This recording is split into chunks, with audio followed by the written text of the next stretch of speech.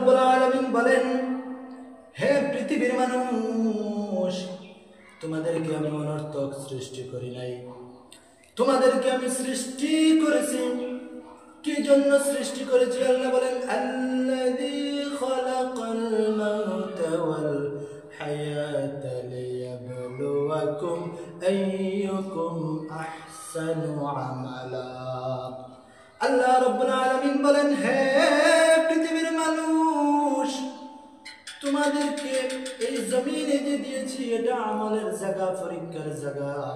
অবশ্যই তোমরা আমার দরবারে আসতে হবে। আসার পরে তোমাদেরকে পাই টু পাই হিসাব নেওয়া হবে। যদি বলুন ঠিক কিনা? হ্যাঁ যুবক ভাইরা আমার, মুসল্লিয়ানে কেরাম, আল্লাহ বলেন, ওয়ামা খালাকাতুল জিন্না ওয়াল ইনসা ইল্লা লিয়াবুদুন। আল্লাহু আকবার। আল্লাহ বলেন, জিন্নাত এবং ইনসান এই দুই জাতিকে সৃষ্টি করেছি আমি মালিক রব্বুল আলামিনের গোলামি করার জন্য, আমি আল্লাহর ইবাদত করার জন্য।